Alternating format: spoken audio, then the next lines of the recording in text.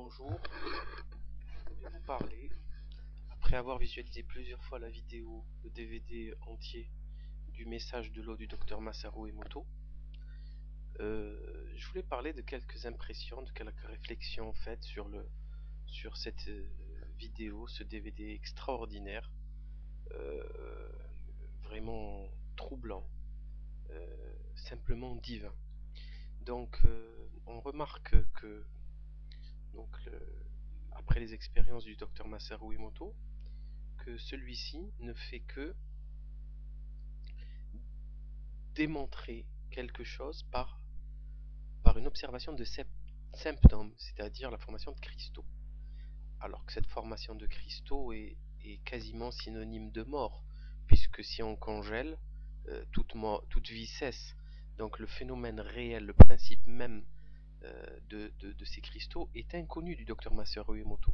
Donc si on utilise l'eau dans la cellule humaine, si on utilise l'eau en la buvant à température normale, déjà tous ces changements sont à l'intérieur. Donc ça c'est important à signaler. Et cette formation de cristaux superbes, magnifiques cristaux symétriques, floraux exceptionnels, donc se font par le verbe, quelle que soit la langue, ce qui est encore d'autant plus troublant. Donc quand saint Augustin cherchait la langue à laquelle Dieu avait prononcé fiat lux, et qui dans le Coran se traduit par soit et il fut, kun fayakun, ce n'est plus une façon de parler, c'est divin, c'est le verbe avec un V majuscule. Donc ça nous permet quand même ça nous permet d'avoir une vision différente de la lecture des textes sacrés. Et on comprend par exemple pourquoi dans la religion musulmane, avant de boire ou de manger, il faut louer le Seigneur.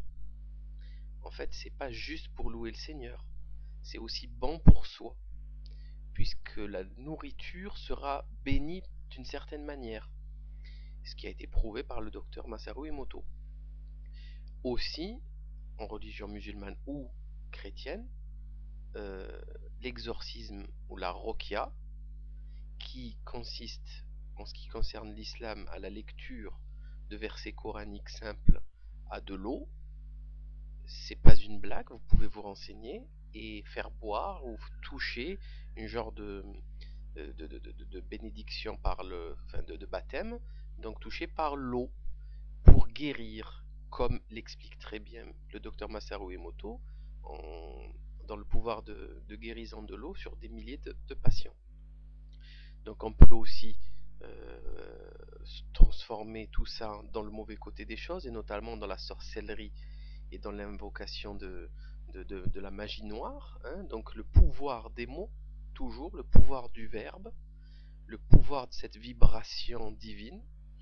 Et là on peut aussi interpréter autre chose, c'est le code barre et le fameux 666 du code barre, les trois paires de barres qui dépassent les chiffres, qui sont formées par 13 chiffres.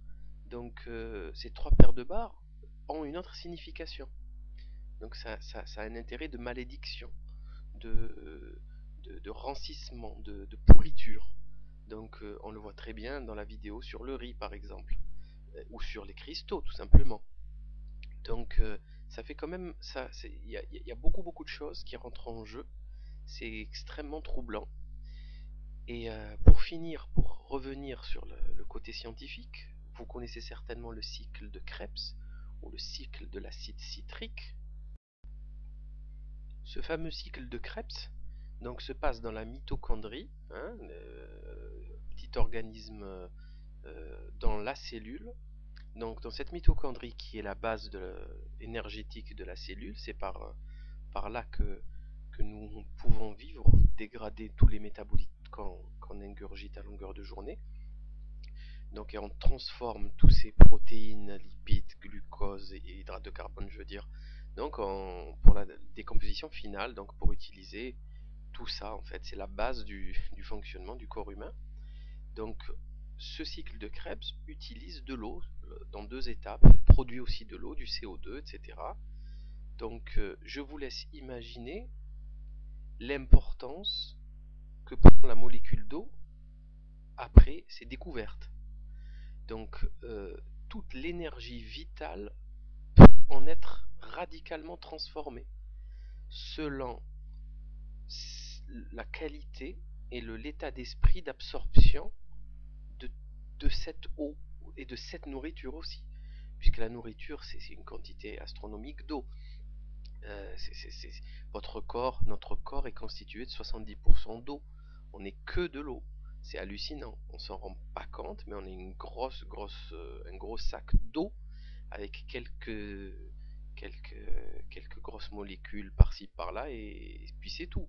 Donc, imaginons si l'eau bu soit en bonne condition, bénite, ou une eau complètement polluée qui ne transporte absolument rien au niveau de l'énergie et de la bénédiction et qui soit plutôt maudite, pourrie.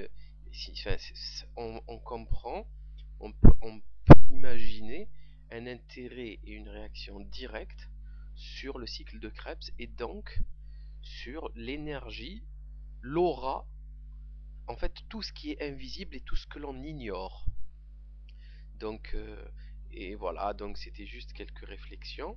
Et pour finir, toujours, encore une petite remarque, dans la religion monothéiste, dans les religions monothéistes traditionnelles, on parle souvent de témoignages contre les hommes des matières inertes. Et en fait, elles sont pas si inertes que ça, elles sont vivantes.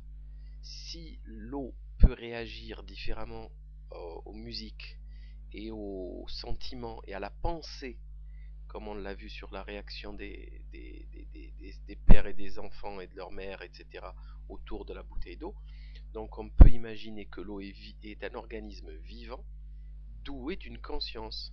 C'est quand même assez affolant. Donc nous avons ici une preuve flagrante de l'existence de Dieu. Et pour ceux qui ne veulent pas faire ce pas, ce qui nous paraît complètement égal, mais une existence catégorique, prouvée, matérielle, de, de relations extrêmement troubles et non palpables et inexplicables. Donc c'est une destruction totale de toutes les théories matérialistes, positivistes, euh, athéistes. C'est un doute qui fait énormément de mal à toute leur construction futile, à toute leur théorie, leur philosophie puérile. Donc voilà, et c'est quand même c'est assez extraordinaire. À très bientôt.